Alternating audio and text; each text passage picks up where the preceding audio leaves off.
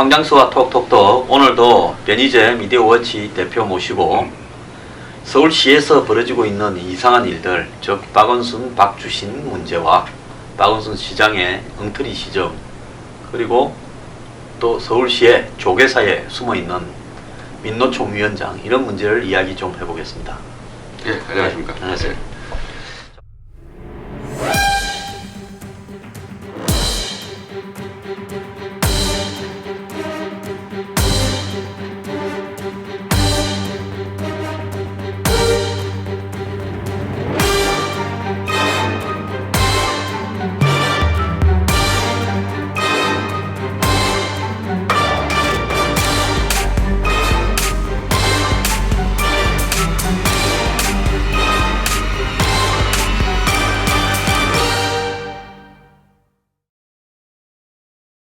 자, 어제 뭐 재판에 진전이 좀 있었죠? 아, 진전이 있었죠. 예, 그러니까 이제 그 박원순 문제 좀만 안 다루면은 왜 안 다루느냐, 박원순한테 뭐 줄 선 얘기가 나오는데, 이미 황 소장님이나 저는 일찌감치 빨리 데려오라 그랬기 때문에 더 할 말이 없어요. 데려오라는 말만 계속 할 수가 없는데, 어제 재판이 있었기 때문에 이런 사안이 벌어지면은 좀 정리하는 시간을 좀 갖겠습니다. 어제 재판에서 일단 법원이 다음 달 12월 22일이라 그랬나요? 네. 병원을 하나 선택해서 검찰 측과 피고 양승호 박사 등등 쪽이 3명씩 전문가를 포함해서 신체 검사 검증을 해라, 이렇게 지시를 했죠. 그럼 검찰도 동의했기 때문에 병원만 이제 대충 정하면은 검증은 다 할 수 있게 돼 있고, 뭐 차기현 변호사가 어제 준비 다 돼 있다, 언제든지 할 수 있다. 그러면 박주신만 오면 되는데, 지금 11월 20일에 와야 되는 안 온다 그랬으니까, 그럼 12월 20일 날 그 신체 검사 때는 오겠냐? 뭐 지금으로서는 어제 서울시 입장 볼 때는 안 하겠다는 거 아닙니까? 안 하겠다는 겁니다. 그럼 안 하면은 법원에서는 있는 자료 가지고 검증한다 그러는데, 이미 법원이 신체 검사를 하라고 지시를 했기 때문에 고소인의 입장입니다. 박원순 씨는 지금 피고가 아니에요. 고소인을 해서 이 사람들을 엄중히 처벌하라고 얘기한 쪽이 가장 결정적인 그 검증을 하지 않겠다는 얘기는, 이 법원에서는 검증 없이는 아마 처벌하기는 어려울 겁니다. 뭐 무죄가 나오든 선고유예가 나오든. 그러면 아마 재판은 12월 20일 날 해서 끝난다고 봐야 되는 거죠. 뭐 더 이상 뭐 진행할 수가 없는 거죠. 그 명예훼손 사건에서 보면 사인 간의 명예를 훼손하는 문제는 명예훼손 사실 여부가, 그러니까 명예훼손한 내용이 팩트인지 아닌지가 중요하지만은, 그게 팩트라 하더라도 퍼뜨렸다 하면 명예훼손이 성립될 수가 있어요. 그런데 이게 이제 예를 들어서 사인 간의 문제가 아니라 박원순 시장의 이 어떤 시장으로서의 업무 수행과 관련되는 대단한 공직에 관한 문제이기 때문에, 거기에 대해서 의심이 있으면 그 부분에 대해서 개인이 문제를 제기할 수도 있습니다. 그렇다면 여기서 핵심은 문제 제기하는 내용, 즉 박주신이 백력 비리가 있는가 없는가, 그 팩트가 어떻게 보면 처벌의 핵심인데, 그 팩트를 갖다가 검증하는 부분에서 박원순 시장은 지금까지 자기가 세브란스 병원에서 공개 검증을 했거나 몇 차례 뭐 검증을 했다, 공공기관이 확인을 했다, 이런 말로 더 할 필요가 없다라고 하면서 이번 재판에 협조를 안 하겠다는 말입니까? 이미 안 하겠다 하고 있잖아요. 어제 입장은 나왔죠. 안 하겠다고. 예. 자, 그러면 이제 안 오면 재판부가 검찰하고 이제 피의자들 쪽에서 이 3명씩 내세워서 한다는데, 자, 그 검증은 그럼 어떻게 될 것 같아요? 아니 안 오니까, 오면은 끝나죠. 오면은 뭐 가타부카 얘가 또 끝나는데, 아까 말씀드린 대로 이게 지금 박원순 씨가 고소한 사건이기 때문에 증인이 안 나오면은 법원은 처벌을 못 하는 거고, 아까 말씀드린 무죄나 뭐 선고유예로 끝나는데, 문제는 그 다음이죠. 이쪽이 또 고소한 건이 있거든요. 병역비리로. 그러면 이걸 주장한 사람들이 무죄가 나왔으면은 바로 이제 박주신이 피고인으로 조사를 받아야 되기 때문에 검찰은 당연히 수사에 들어가고, 그때는 이제 강제 소환입니다. 지금은 증인이기 때문에 좀 이렇게 강제로 할 부분들이 좀 약한데, 피고인이 되기 시작하면 그때는 뭐 인터폴을 동원하든 잡아와야 되는 겁니다. 그럼 지금 재판부가 만약에 박주신이 안 오면 이제 무죄를 때리는 부분에도 그냥 무죄를 때리는 게 아니라 이 사실관계 여부를 박주신이 없는 하에서도 검증할 만큼은 해보자.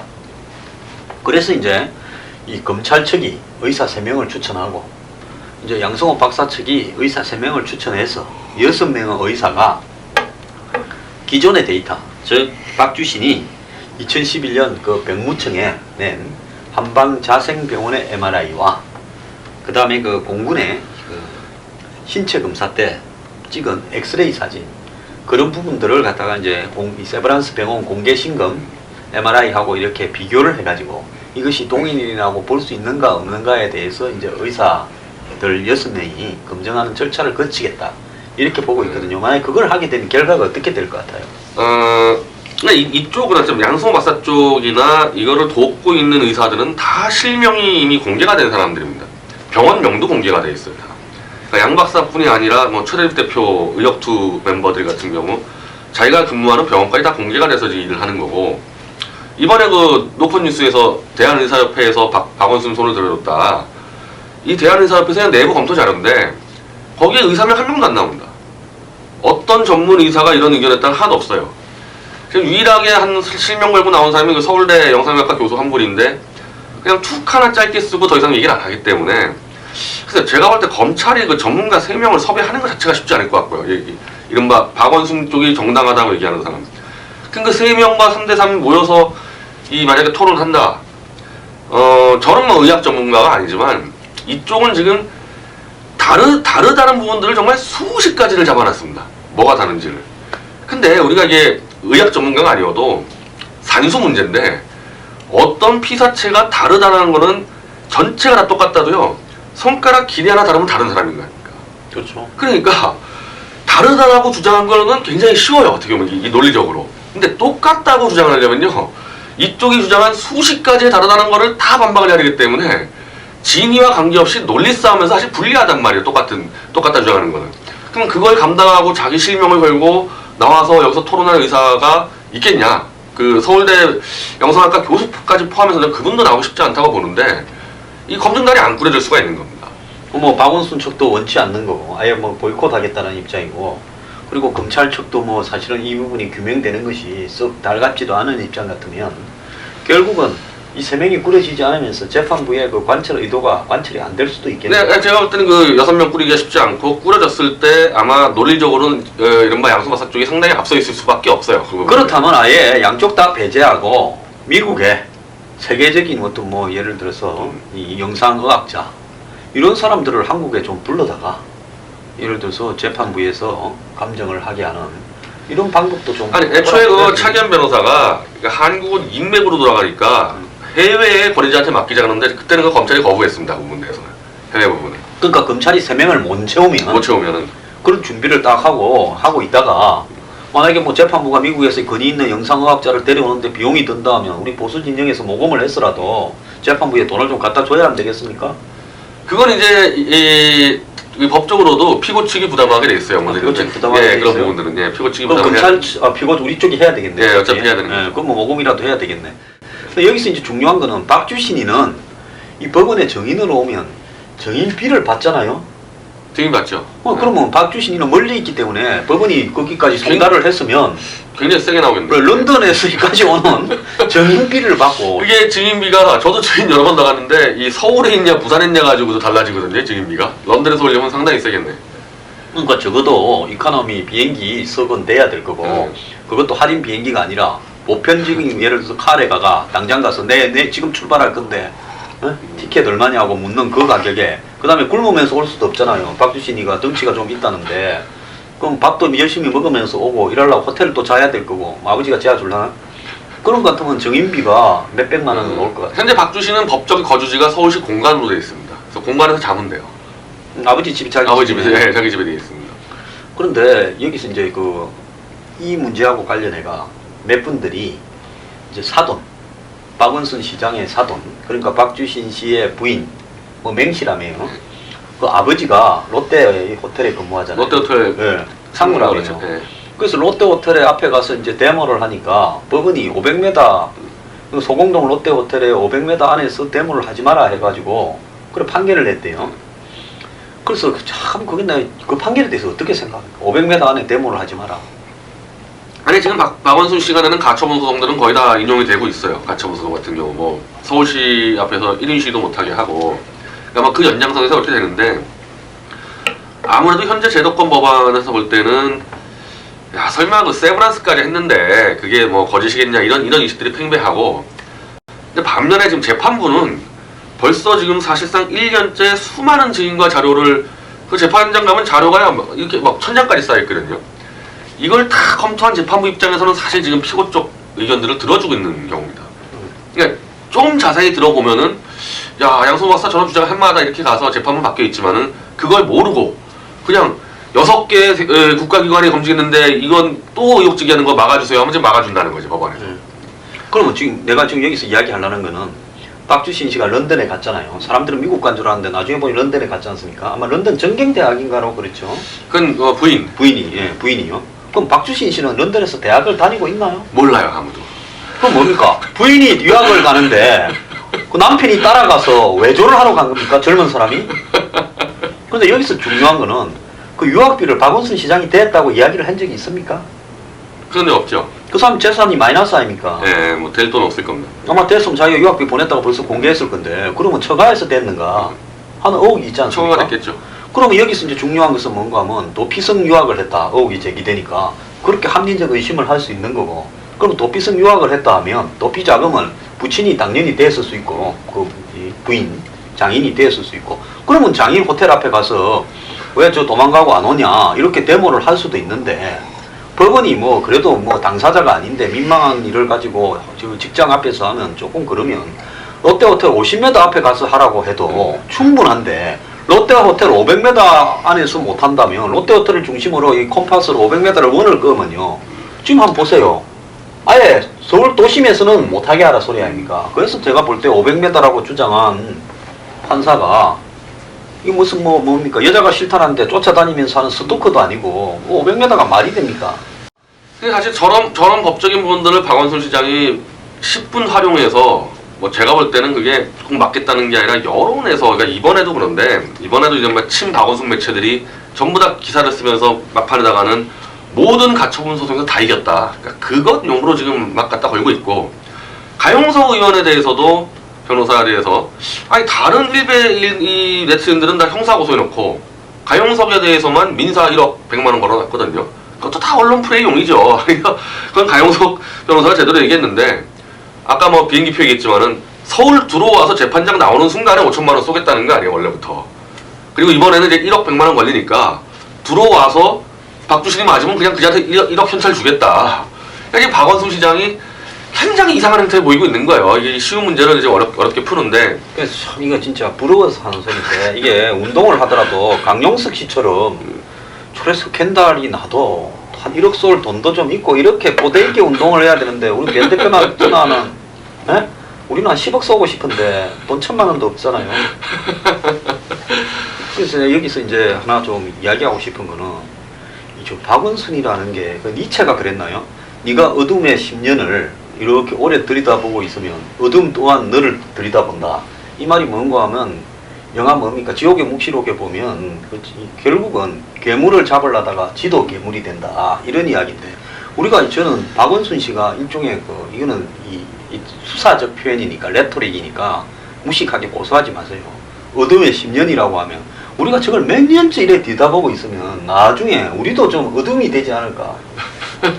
어째 생각합니까? 아니 그래서 지금 사실은 이제 이 보수 내부에서의 쟁점이 건데, 도대체 왜 박원순 시장은 아들을 안 데려올까? 첫 번째 시나리오는 병역 비리가 있으면 못 데려오죠. 병역 비리가 맞으면 들어오는 순간에 그건 뭐 구속이니까. 이 시나리오. 두 번째는 원칙. 그러니까 박원순 시장이 정말 이렇게 하면 안 된다. 명백히 6번의 국가기관이 했는데 몇 사람이 의혹제기했다고 또 데려오는 것은 원칙에 어긋난다. 이런 원칙론으로 안 데려온다는 게 있고, 세 번째는 엎어치기 항반. 결정적일 때 총선이나 대선 때 들어와서 한방 노린다. 이 세 가지 시나리오인데, 그 중에서 저 두 번째 원칙 부분은 아까 말한 대로 지금까지 박원순 시장이 참여연대 때부터 지금까지 쭉 일하는 게 늘 뭔가 어두컴컴한 데서 이렇게 음모를 꾸미는 스타일의 일을 했기 때문에, 저는 뭐 이분이 지금까지 원칙을 제대로 지키는 걸 본 적이 없거든요. 지난번 농약급식 때도 마찬가지인데 그거 막 말 바꾸고 이러는 거 봤을 때는 원칙을 지키려고 안 되는 건 일단 제끼고요. 그건 뭐 지금까지 했던 걸로 봤대. 그럼 이제 이른바 조갑재 대표 쪽에서 제기하는 엎어치기 한 방을 준비하고 있다 그러는데, 엎어치기 한 방 어떻게 생각하나요? 엎어치기 한 방이 어디 있어요.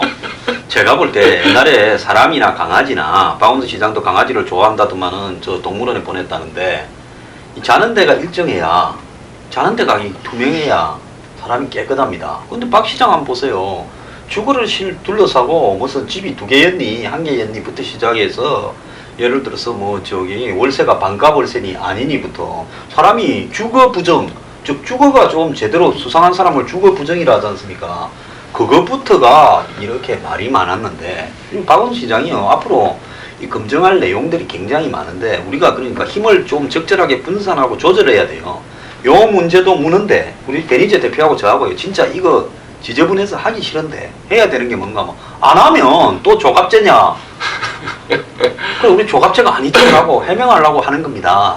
그래서 솔직히 이거 말고도 많은 카드들을 준비를 하고 이 판이 열릴 때까지 대비를 해야 되는 겁니다. 근데 이거 한 개만 갖고 승부를 끝내겠다 이러다가 지난번에 그 강용석 씨가 그 실수를 해서 그렇게 됐지만은 한번 당하면서 모든 문제가 그동안에 다 뭉개진 것처럼 보였잖아요. 지금 그 후유증을 조갑제 그 대표가 지금도 이야기하고 있는 거예요. 사실 박원순 시장이 그 후유증으로 버티고 있는 거죠. 그 후유증으로 버티는 마치 거죠. 엎어치기 한 방 할 수 있는 것처럼 이렇게 해가지고 보수 내부에서도 그런 우려들을 확산시키고 지금 그걸로 버티는데 엎어치기 한 방을 한다는 얘기는 뭐는 일단은 제가 이렇게 설명드리는데요. MRI하고 엑스레이에 나타난 그 박주신으로 보이는 주장하는 그 피사체의 이 신체를 보면 일단 이빨을 16개를 아말감으로 하고 어금니 2개는 빠져 있고 완전 엉망진창 이빨입니다. 그러니까 거의 뭐 이건 북한에서 간 넘어온 정도 수준의 이빨 치료인데 그 이빨을 완전히 애의 이빨을 방치시켰는데 뭐 박원순 시장이야 나는 뭐 우리 애가 초등학교 들어간지도 모른다 뭐 이런 수준의 얘기하니까 박 시장 그렇다 치고 그 부인은 뭐 했냐 이거 애 이빨 정모양될 때까지 부인은 근데 요즘 안 보이지 않습니까? 안 보여주니까 그래갖고 또 강용석 씨가 뭐 부인의 뭘 이야기했다고 박원순 씨가 개인의 사생활까지 저렇게 이야기하냐. 근데 이거는 조심할 수밖에 없어요. 이게 이제 안 들어간다 했을 때 이빨도 엉망이고 허리는 이제 의학적으로 이건 다 공이 인정하는 건데요. 뭐 박원순 편이든 아니든 정상적인 생활이 불가능할 정도로 디스크가 심해져 있고 그런 사람한테 그러면 저기 롯데 호텔 상무님은 저기 딸을 줍니까? 허리가 그런 사람이 무슨 이 부부 생활이 됩니까? 그리고 그 허리를 정말 이 고통스러운 허리인데 단 한 번도 치료를 안 했어요. 그러면 그 부인이 지금까지 뭐 했냐는 건데 자 그럼 이런 불우한 자기 아들의 신체를 이용해서 자기 대권을 가기 위해서 한번 엎어치기 한 방을 이용하겠다? 저는 이게 더 무서운 사람이 봅니다. 그 병역들이 저지른 것보다 그 아들 그 정말 안 좋은 신체를 가지고 자기 정치 권력을 이용하겠다는 거는 저건 정말 결격사예요. 저건. 그러니까 그 집에 보면 따님도 또 저기 스위스 서울대 유학가 미대에다 있죠. 갔다가 롤렉스사가 후원을 했습니까? 어디 명품 회사가 후원을 해가지고 그 서울대 미대에서 서울대 법대로 또 편입했죠. 전과를 해가지고 스위스에 유학을 갔는데 스위스 유학이야말로 전 세계 유학 비용이 제일 많이 드는 나라가 주로 저 김정일 가족들이 그 많이 유학 가죠. 네, 네. 김정은도 스위스 유학 가고 네. 그 전 세계 갑부나 독재자의 그 자녀들이 많이 스위스 유학 유학은 아무나 함부로 가는 데가 아닌데 물가가 워낙 비싸기 때문에 거기를 또 갔다. 그리고 아들은 또 이 부인 따라서 유학을 갔는지 어떤지 잘 모르겠는데 좌우간 여러 개가 이 검증을 할 필요가 있는 분인데 예를 들어서 지금 최근에 들으니까 이건 뭐 모르겠습니다. 아직 제가 확인은 안 해봤는데 모 평론가가 엠모 평론가가 박원순 시장 문제에 대해서 뭐 종편에서 조금 세게 굉장히 이야기했고 세게 얘기했죠. 그래서 네, 또 네. 그 뒤로 좀 사라지고 있다. 뭐 이런 이야기도 들리는데요. 잘 안 나오시더라고. 네. 그분이 정말 저는 그때 보면서 참 저도 공감할 얘기를 많이 했는데 박주신은 도대체 대한민국 국민이 아니냐. 일반적으로 검찰이 불러도 참고인 웬만하면 다 나가잖아요. 웬만하면. 근데 법원이 부르는데 안 나간다? 그럼 박주신은 도대체 어느 나라 국민이냐? 이런 정도 얘기한다부터 그분이 잘 안 보입니다. 그러면 이게 지금 예를 들어서 H모 평론가가 또 그제 위수령 때문에 퇴출되고 저는 그분이 지금 제일 많이 하셨잖아요. 그 다음에 또 그분과 필적하는 M모 평론가도 퇴출되면 이제 그분들 다 나와서 우리하고 퇴출자 클럽 만들어야 됩니까? 그럼 도대체 종편은 말도 못할 방송에 왜 출연자들을 불러가지고 퇴출시키려고 무슨 뭐 함정입니까? 그건 뭐 이제 종편 얘기를 잠깐 하면은 기본적으로 누가 나가서 바른 말을 하면은 대부분 야당이 시비를 겁니다.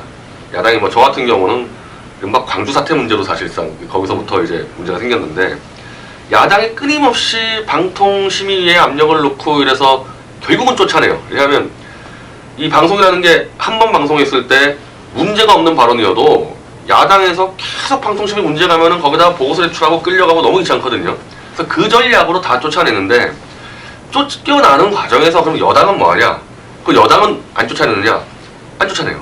여당은 이쪽에서 이른바 박근혜 대통령 뭐 퇴진하라 뭐 독재자했다 이런 얘기 해도 여당은 안 쫓아내고 야당은 바른 말 할 때만 쫓아내니까 그래서 사실 이게 힘의 균형이 무너진 거죠. 그러니까 지금 여당에서 여권 쪽에서 또 중도에서 날카로운 평론가들은 이제 거의 다 쫓겨났어요. 뭐 저기 뭐 여의도 뭐 포럼 회원 정도만 그 이제 종편에 출연하는 수준인데 보수 쪽이라고 하면. 근데 이제 종편들이 제가 볼 때는 말입니다. 이렇게 하는 부분이 야당 핑계를 대지만은 저도 뭐 야당에서 성명을 절 걸어가지고 한 너댓 번 이야기를 했어요. 근데 그 핑계를 대지만은 가장 근본적인 부분에는 보수 종편이라고 하는 사람들도 결국은 대선을 겨냥해가지고 여야의 보험이 드는 그런 구도가 좀 있지 않냐. 그런 부분 속에서 뭐 야권에 될 만한 사람 뭐 빤하지 않습니까? 박원순 아니면 문재인 둘 중에 뭐 안철수 의원은 조금 멀리 가 있고 또 안철수 의원 팬들이 저한테 안티가 많은데 안의원 또 넣어드릴게요. 그러면 3명. 이쪽은 보면 뭐 반기문하고 뭐 김무성 뭐 2명 정도 아닙니까? 그럼 뭐 종편은 많게 뭐 한 4-5명만 관리하면 그 안에서는 대선 후보가 나올 거라고 보고 그 부분에 대해서 이렇게 적절하게 알아서 관리하는 행태로 가는 거 아니냐. 왜 그런가 하면 종편이 자꾸 이제 이 뭡니까 벌점 먹고 뭐 이렇게 지적당하고 뭐 이러면 방송 허가가 재심이 이렇게 되는 부분이 있으니까 그런 부분도 그렇고 앞으로 또 뭐 이런 사업을 확장시키려면 광고도 많이 따야 되지 않습니까? 그런 부분도 그렇고 또 정권이 혹 바뀌었을 때는 또 그쪽하고 또 잘해갖고 또 살아야 되죠. 그런 여러 가지 부분을 고려를 하다 보니까 가이드라인을 싹 끊어놓고 그 가이드라인에서 약간만 넘으면 이렇게 까지치기를 주로 우측으로 하고 있다. 왜? 좌쪽은 놔놓으면 놔놔도 문제 제기를 안 하니까. 야당 팬들은, 좌파 평론가는. 그리고 근본적으로 이렇게 이 종편이라는 게 거대 메이저 언론사의 이 자회사잖아요. 그러니까 정말 대한민국 사회에서의 민감한 이 적폐를 드러내는 발언이 시청률이 높게 나오는데 그게 어차피 그 광고에 도움이 안 된다. 그래서 이제 그런 유형의 파고드는 그 메시지들을 사실 계속 차단해 온 거죠. 그러다 보니까 지금 종편이 이른바 여의도 브로커들의 천국이 됐는데 저는 이게 태생적 한계가 어쩔 수 없을 것 같아요. 그러니까 이게 종편을 얘기해서 그렇지만 실제로 조선일보, 동아일보, 중앙일보, 매일경제 이 신문사 자체가 그런 식으로 적당히 좀 비판하면서 이 독자 끄는 정도로 갔지 진정으로 대한민국을 개혁하고 발전시키려는 의지가 없는 집단이기 때문에 저기다 대고 뭐 얘기할 것도 없어요. 사실 우리가 따로 만드는 거 말고는 제가 방송도 방송이지만 언론사를 새로 만들어서 그건 키우는 거 말고는 답이 없어 보입니다. 그러니까 지금 종편이 그동안에 이제 된 지가 한 2-3년 됐는데 실질적으로 예를 들어서 하루 종일 떠드는 기사들 중에 영양가가 얼마나 있는 거를 또 국민이 알고 싶어 하는 걸 갖다 하느냐. 하나마나 한 소리를 갖다가 계속 반복해서 재생산하고 한마디로 옐로우 저널리즘 쓰레기통이나 들어가야 될 기사들 이런 부분들을 갖다가 이렇게 하루 종일 또 방송도 하고 이러고 앉았거든요. 이런 부분 속에서 결국은 정상적인 사고를 가지고 정상적인 말을 하는 사람은 애초부터 버티는 게 한계가 있었다는 거죠. 아, 그렇죠. 예, 그러니까 이건 아주 당연한 현상이에요, 당연한 현상. 그래서 왜 출연하는지 그냥 얘기할 것도 없이 이건 너무 당연한 겁니다. 예, 그래서 대항 언론이 그 적절한 행태로 이제 나와야 되는데 그 대항 언론이 나타나려면 이제 우리가 예를 들어서 이 온라인 상에서 지금 뭐 예를 들어서 이 방송 계통에서 추방을 하면 우리가 접근할 부분은 인터넷 온라인밖에 더 있겠어요. SNS에서 예를 들어서 종편보다 질 높은 듣고 싶어 하는 그런 이야기들을 상당히 하면서 이 지지가 그런 방송에 대한 지지가 상당히 올라갔을 때 어느 시점에 그것 자체가 모여서 이렇게 방송이 돼야 되지 않나 그렇게 생각합니다. 아니 요즘에 그 배승희 변호사라는 분도 유승민 대에서 세게 얘기했다가 요즘에 뭐 잘 안 보이시던데 근데 이렇게 되는 이유가 정말 사회에서 정말 중요한 개혁 과제를 던질 수 있는 논개가 얼마 안 돼요. 그건 대체가 안 되거든요. 근데 일찌감치 다 쫓아냈잖아요. 그런 사람들은. 그럼 나머지 사람들은요. 누가 쫓겨나도 얼마든지 대체 명언이 있습니다. 수두룩합니다. 여의도에 브로커가 한두 명입니까? 뭐 변호사가 한두 명입니까? 교수가 한두 명입니까? 그러니까 일 관리하다가 관리 틀 벗어나면 쫓아내고 다른 사람 채우면 되니까. 근데 거기에서 보면 제 경우에 보면 커넥션이 좀 있는 것 같아요. 제가 채널A가 잘못해가 저한테 덮어 세워서 기자회견 한번 했고, 뭐 보통 누가 쫓겨나면 조용히 쫓겨나서 다시 또 안 불러주나 기다리지, 누가 기자회견에서 뭡니까? 왜 나한테 덮어 세우냐, 너가 잘못해놓고. 아마 방송사상 제가 처음으로 한번 물었을 건데, 죽더라도 끽소리하고 죽어야지. 그럼 채널A하고 그렇다 그러면 왜 TV조선하고 MBN이 동시에, 물론 JTBC는 날 안 불렀거든요. 그럼 저 사람들은 왜 갑자기 동시에 안 부르냐? 그런 거를 보면 내가 볼 때 물밑으로 자기들끼리 관리하는 블랙리스트 일종의 족보가 좀 있지 않나 생각해요. 그거는 그 신문사들도요, 이렇게 칼럼니스트 할 때 다 이렇게 네트워크가 돼 있습니다. 그래서 좀 까탈스럽게, 그러니까 뭐 신문사 데스크에서 이런 글 좀 쓰지 마세요. 근데 쓰는 사람들은 이렇게 정보가 공유돼서 완전 전면 퇴출을 시키기 때문에 이건 꼭 일부러 한다기보다도 그럼 네트워크가 당연히 있겠죠. 사사 있어가지고 예를 들면 황장수는 피곤하다. 저 사람은 좀 뜻 안 맞으면 가서 막 데모하고 이런다. 연결되는 거죠. 그러니까 그런 것 같네요. 자, 그래서 좌우감 박원순 씨가 이 사태를 갖다가 무마하고 해결하고 진압하고 하는 어떤 부분에서 능력이 좀 탁월한 것 같아요.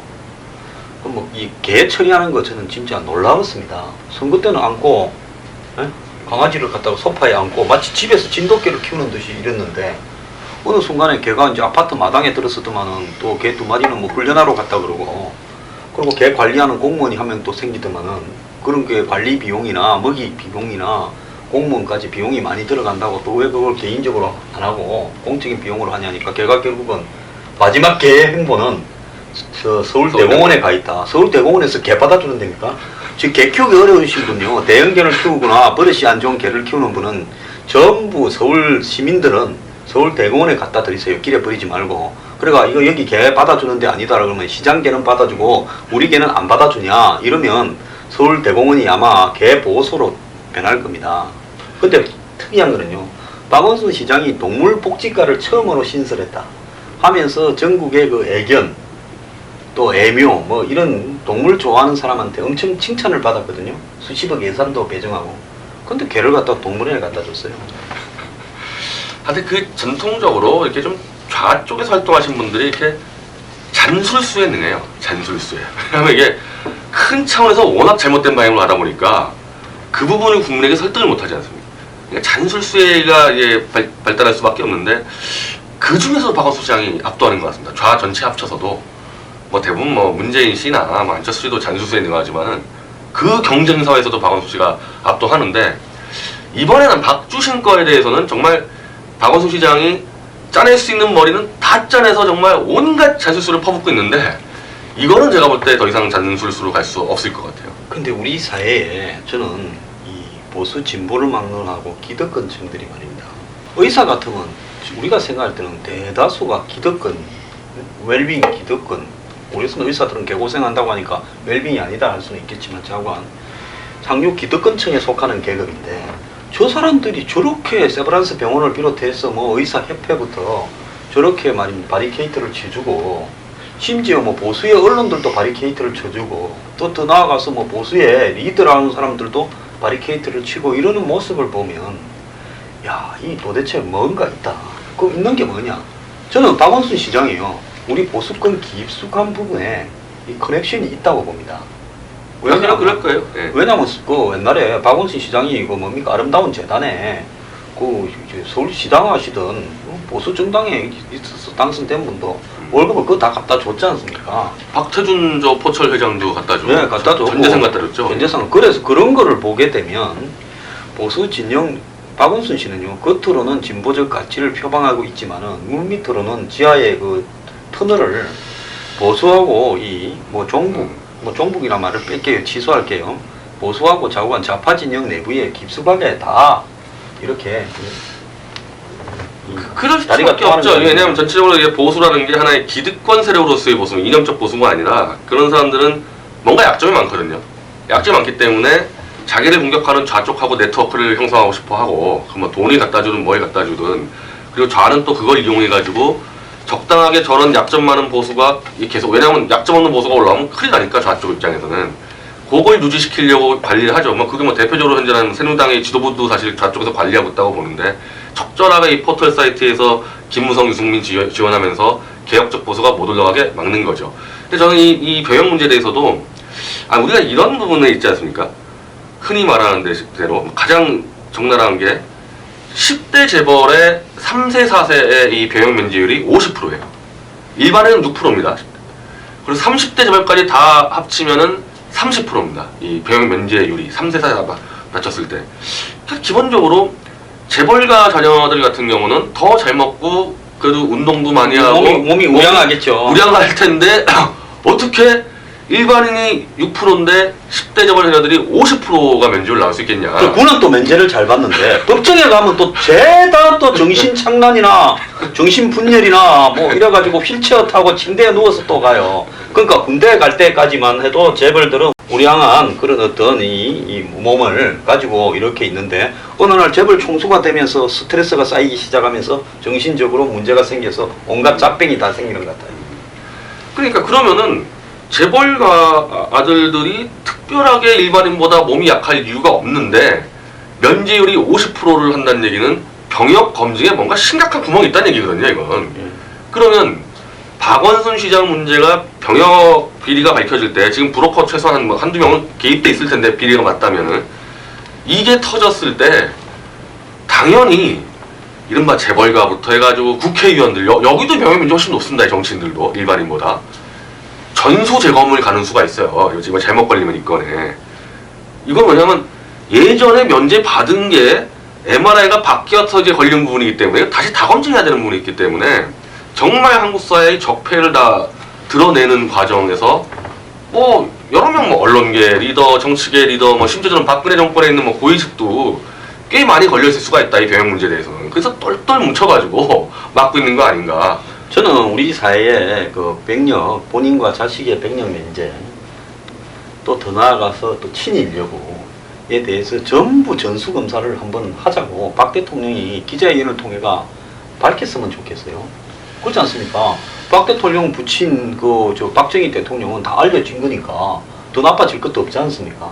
그러니까 다 한번 하자고 하게 되면 과연 누가 친일에서 자유롭고 누가 병력에서 자유로운가 그거 빼고 이제 뭐 한번 따져보자 이러면 자유로운 사람이 거의 없을 것 같아요. 제가 문재인 대표 부친도 48년에 이제 9월 9일날 북한 정부가 들어섰잖아요. 50년 12월 24일 날 그거 뭡니까 크리스마스 이브 날 배 타고 흥남 철수했지 않습니까, 제주도로. 그 2년 만에 과장이 됐어요. 아무리 북한이 인재가 없었다 하더라도 젊은 사람이 2년 만에 농업 과장이 되겠습니까? 그러면 그 이전에 뭐 하셨느냐 이런 것도 본인이 좀 이야기를 하면서 남의 의혹도 제기해야 되는 거 아니에요. 그래서 지금 보면 박원순 시장이 이제 뭐 청년들 3,000명 뽑아서 50만 원 준다. 이거 어떻게 생각하세요? 그러니까 저런 게 대표적으로 이제 잔술수의 이제 아주 상징적인 정책이죠. 그러면 왜 하필 3,000명한테만 50만 원을 주겠다 6개월까지 뭔 수일까요? 글쎄 뭐 어떤 식으로 뽑는지 모르겠는데 뭐 면접 시험 보나요? 아니 이제 그 자기가 무슨 활동 계획서 그러니까 제출하면 그거 보고 하겠다는데 그 활동 계획서를 보고 계획서가 뭐 이제 광화문에서 뭐 세월호 집회 뭐 하겠다 뭐 이런 거 아니겠어요? 아니 뭐 나는 뭐 그때 복면을 썼다 강목을 들었다 뭐 이렇게 합니까? 뭐 주로 뭐 사회 활동 가지고 하겠죠. 그러니까 참 이런 정책은 정말 선진국이라면 절대 나올 수 없는 정책이에요. 옛날에 보면 그 저기 무슨 저 히틀러 때 그 청년 돌격대 이런 게 있었잖아요. 그럼 3,000명을 뽑아가지고 50만 원씩 주면서 뭐 돌격대를 만든다. 이 생각을 하는 건지 뭔 생각을 하는지 모르겠어요. 그리고 서울역 고가를 29일 날부터 차를 안 다니게 하겠대요. 그러면 앞으로 이제 그 공덕동으로 해가지고 태계로 가는 사람 제가 그 충무로의 그 신혜식 대표 네. 그 스튜디오에 갔다 여의도에서 차 타면 무조건 고가 지나가거든요. 네. 당장 제가 딱 걸리네. 일주일에 두 번. 그거 없이 돌아가려면 굉장히 어려울 건데 택시비가 몇천 원 더 나올 거예요. 그런데 여기 웃기는 거는 내가 오늘 그런 생각이 들었어요. 그 고가가 낡고 이렇게 위험해서 차가 다닐 수 없다 하면 그 고가를 사람이 다니게 하면 하루에 수십만 명이 다니고 그 위에 가게도 뭐 몇십 개 만든대요. 그러면 위험해서 차가 못 다니는데 위험해서 사람이 저렇게 떼거지로 다니면 결국은 무너지면 나중에는 차가 떨어지지만 이제는 사람이 떨어질 거 아닙니까, 밑으로. 그러면 위험하다고 하면 뜯어야 되는 거지. 저렇게 위험해서 차가 안 다니는 길을 위험해서 사람이 다니는 된다. 그러면 사람이 차보다 못한 겁니까? 근데 이 부분에 대해서 경찰이 반대하고 있는데도 지금 29일 날 0시로부터 차를 못 다니게 하겠다. 우리 진입투쟁을 하면 어떨까요? 차를 타고 한번. 이건 저는 거의 무산된다고 하는데 또 이런 식으로 밀어붙이나 본데 저는 지금 박원순 시장이 하는 정책들이 전부 다 지금 여론을 자꾸 이렇게 돌리는 이게 이슈를 자꾸 이렇게 분산시키는 정책들을 쓰고 있거든요. 아니 그 사실은 그래서 이 병역비리 문제 빨리 끝내야 되는 게 서울시 예산 20조 원을 가지고 이 청년들한테도 나눠주고 지금 뭐 이상한 그 고가 공원 사업도 하고 병역비리가 맞았을 때 이분이 그 서울시 예산 20조 가지고 뭘 하겠냐는 겁니다. 막 갖다 할 거 아니에요. 어차피 잡혀갈 수 있으니까 잡혀가기 전에 막 나눠주고 갖다 풀고 그래서 이건 빨리 끝내야 된다는 겁니다. 굉장히 위험하게 가는 수가 있어요. 이분 계속 지금 그 이슈 돌리려고 해서는 안 되는 정책들 자꾸 쏟아내고 하는데 이게 얼마나 국가적으로 위험한 상황입니까? 그래서 저는 박원순 시장이 나눠준다는 50만 원을 받으러 보수적인 어떤 이 운동을 하는 대학생 청년들이 일제히 한번 신청을 해봤으면 좋겠어요. 그거는 주는가 안 주는가. 그래 보면 예를 들어서 어떤 사람들한테 그 돈이 가는가 그런 걸 알 수 있지 않겠습니까? 그 지금 현재 이제 마지막으로 그 지난 토요일 14일 날 서울 도심을 폭력 시위로 그렇게 한 그걸 시위를 주도한 한상규 민노총 위원장이 지금 조계사에 은신하고 있대요. 근데 그 조계사에 은신하는 데가 뭔가 하면 도심 포교 100주년 기념관인데 이름은 그렇고 실제 이제 여기는 템플 스테이를 하는 공간이랍니다. 그런데 정부가 템플 스테이로 불교계에 1년에 242억을 줬어요, 작년에. 그런 거 갖고 정부 돈을 받아가 템플 스테이 한다고 하면 거기는 진짜 템플 스테이, 즉 절 체험을, 사찰 체험을 해보고 싶다 하는 외국인이나 관광객들 이런 사람들을 불러다가 그 다음에 뭐 예를 들어서요 뭐 이 불공도 드리게 하고 또 뭐 이 불교식 식사도 하게 하고 이렇게 해야 되는데 예불도 드리고 그런데 거기에 4층에 이 양반이 들어가 있다 보니까 엘리베이터도 중지시키고 4층은 아예 문을 끌어 잠가버렸다는 겁니다. 이거 템플 스테이 하는데 민노총 위원장이 들어가 있으면 민노총 위원장이 뭐 템플 스테이 하러 갔습니까? 안 쫓아내죠 왜? 그러놓고 이 사람은 지금 12월 5일 2차 도심 시위를 또 하겠다고 하는 모양이에요. 그때까지 있겠다는 거고 뭐 겉으로는 18일 날 만나가 좀 나가라고 설득해 보겠다 이러는데 설득이 아니라 그냥 바로 내보내야죠. 조계사가 지금 이게 처음이 아니라 지금 철도 노조 때도 2008년 광우병 때도 그렇고 2013년 철도 노조 때도 철도 노조 때는 과관이 그 뭡니까 조계사에 그 뭐 주지 스님인가 누군가가 중재를 하고 그래가지고 코레일 사장 그 다음에 철도 그 노조의 수석 부위원장 3자가 회담을 하는 행태가 벌어졌어요. 그래서 이게 도대체 대한민국의 이 불교 중심 사찰이 무슨 성역도 아니고 이러면 됩니까? 그러면 차라리 정부 돈 템플스테이 예산도 받지 말고 신도들 돈 모아서 여기는 외부에서 탄압받다가 도망 온 사람들을 숨겨주는 데다라고 하든지요. 그 과거에 우리 뭐 소도라고 뭐 그런 거 있었지 않습니까? 역사적으로. 성원 스님은 뭐 하시나? 성우 스님 뭐 요즘 잘 출몰을 안 하세요? 저기서 쳐들어가서 끌어내야죠. 우리 성우 스님 보고 특공대를 만들어서 템플 스테이, 신성한 템플 스테이 공간에 이 폭력 시위를 주도하는 사람이 머물 수 없다라고 좀 시하라고 해야 될 것 같습니다. 아니 뭐 호국투승에 준비하신다는데 호국투승들 들어가서 직접 끌어내야죠 가서. 그래서 지금 명동 성당은 일찌감치 이렇게 시위하는 사람들은 안 받겠다고 바리케이트를 치고 그리고 뭐 경찰도 협조를 해달라고 그렇게 하는데 그 조계사 빨리 정리해야 될 것 같습니다. 자 오늘 감사합니다. 예, 수고하십시오.